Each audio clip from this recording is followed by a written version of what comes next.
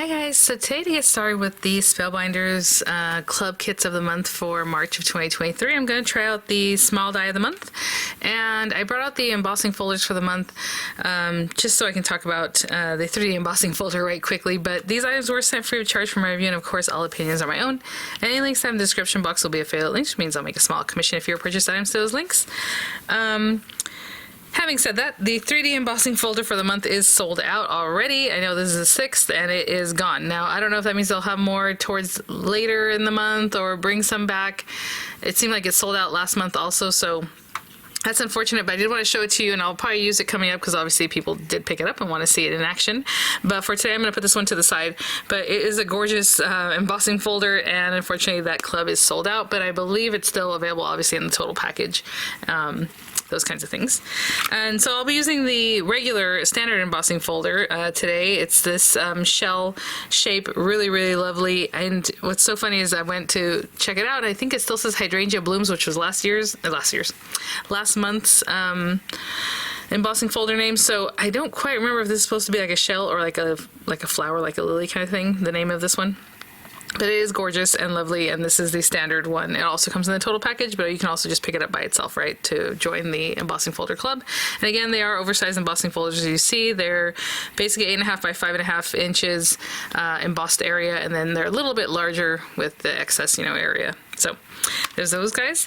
But this is so sweet, and I was showing you guys this, in the unboxing. I'll link that video in the description box so you can see pretty much all the club kits and measurements and all that kind of fun stuff. This will make a really fun, beautiful topper for an A2 size card. So we're going to cut this out twice. This butterfly area does not cut out, but you have these pieces that you can then cut something that you would pop in that area if you want, or actually you can just decorate that shape if you like. You still have the body that you can even pop in there. So let's say you just want to do that.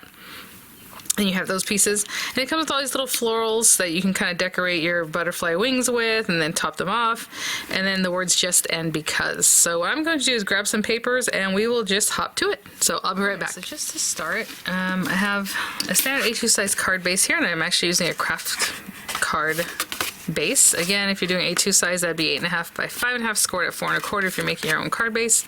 So it looks a little bit crooked, so I'm going to even that out. I don't know if you can see the card base is just like that. Then I grabbed a piece of white paper, some sturdy white paper, and I cut this cardstock down to 4 1/8 by 5 3/8 because I like the look of 8ths all around. But of course 4 by 5 1/4 is a very standard matte size, or matte the whole thing. So I just have that. And I'm just going to run this through, and since this is a standard embossing folder, just follow whatever your instructions are with whatever machine you're using. But for the Spellbinders, the Platinum 6 type machine, I'm just going to use the old school sandwich.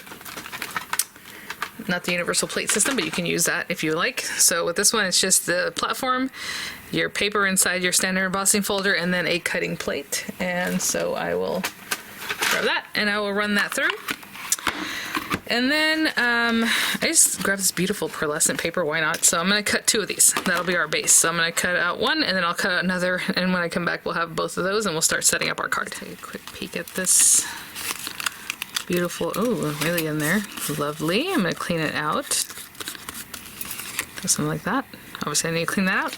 And let's check this guy out. So again, just some nice heavyweight paper, and I mean, look at the embossing on that. It's beautiful. And the deboss side, so it gives a totally different feel. I mean, this one almost, wow, like the little shadow kind of in this top part. I don't know how to explain that. Those little nooks and crannies up there. It looks really cool. Sometimes I'm known to use the deboss side because I just think it's better for the project or whatever it might be. And this time I think that might be the case because we have some nice flat areas we can glue this down on. So let me run one more of these through and I'll be right back. So we have our card base, and we have that beautiful topper piece again, just with that little 1/8 of an inch smaller all around. And then I think I'm just going to pop, and again I'm doing the deboss side, so this side is definitely bumpy because of the embossing, so we'll put glue, lots of glue. I get that on here, and generally I would hold that down with something, like I usually put like my machine on top of it with like maybe the cutting platform or something like that. But I'm gonna go ahead and glue these guys down And you know what's so funny? I did cut this down smaller when this hello is 4¼ inches wide already. So it's just going to sit on top of that. You're not even going to notice that I had matte layered it, but that's fine. And then this one on this side. And you kind of meet them here. I don't know if you can see, they kind of meet up. So I'm going to just put a little blue here. Of course, right on the very edges.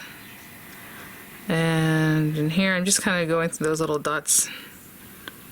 Put that there, and glue wherever there's larger areas to put glue.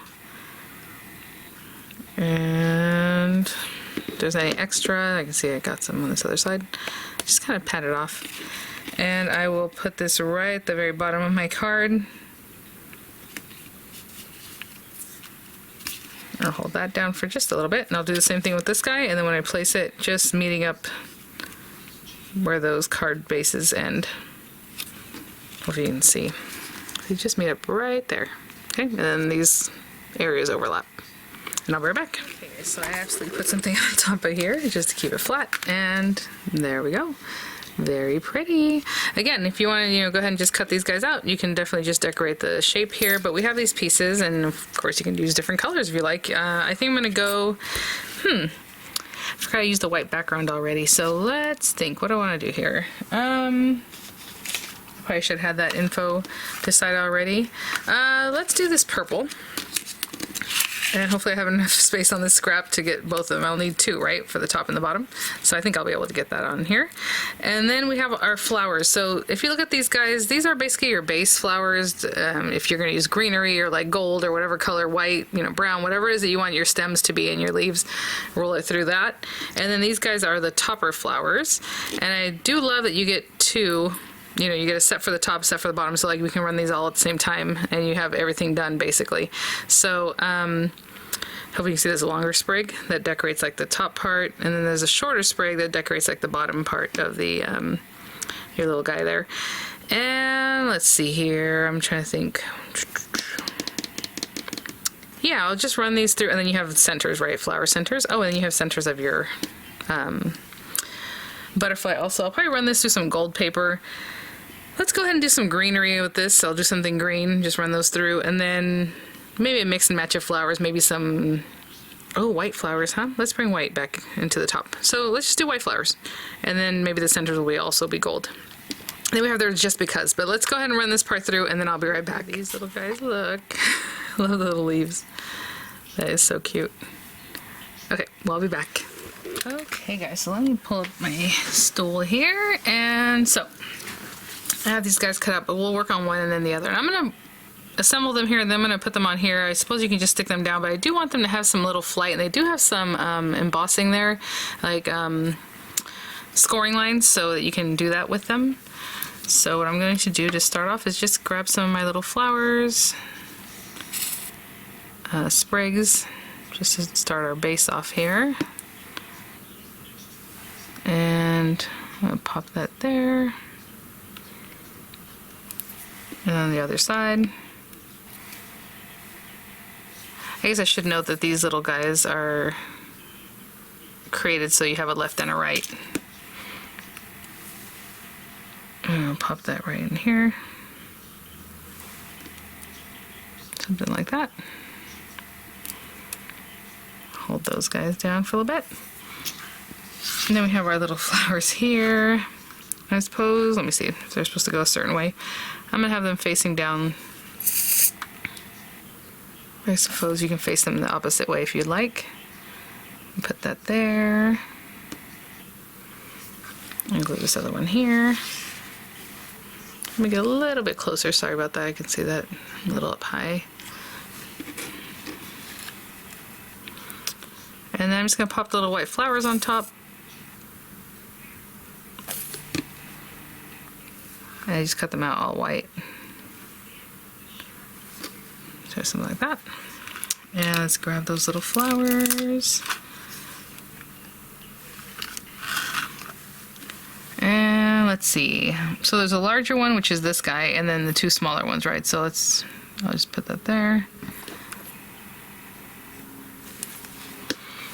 And you see, I don't put too much glue. I'm just popping a little something on there. I don't know if there's a certain way these need to look. I think it needs to go like this. Possibly. Let's see. No. Maybe it should go like this. There we go. See how there's like a little smaller piece of petal where it's like, well, it might be hard for you to see. It has kind of wonky shape. This little skinny little guy, that's the one I'm paying attention to because that's the one that's most different. That if you pay attention to that, then you'll be able to just pop it down. And something like that. Let me check this one out. I feel like I need to turn that one just a little bit more.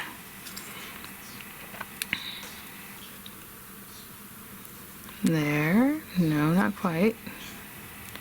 There we go. Okay, so on this side, that little petal is down and to the right, which makes sense because this one's down to the left, and over here it'd be down and to the right, right? Okay, and same thing with these little guys. Just kind of check them out and see which one goes where. And I'll just pop them on. So there goes that one, and I'll pop that guy on, and then down here, these last two. Okay, I'll be right back. Hopefully you can see what's going on here. I know it's just that my paper's shiny. I'm using white paper on top of that, so it's a little harder to see. And then these are the gold centers. Again, you have 2 larger ones that would go in the middle of these big guys, and then the 4 smaller ones. And I'll repeat this for the other side, right? So this is half of the design. So I'm just going to poke these guys out. And hopefully they'll stay with gold side up. And again, I'll just do a little something here. Little tiny dot. Glue.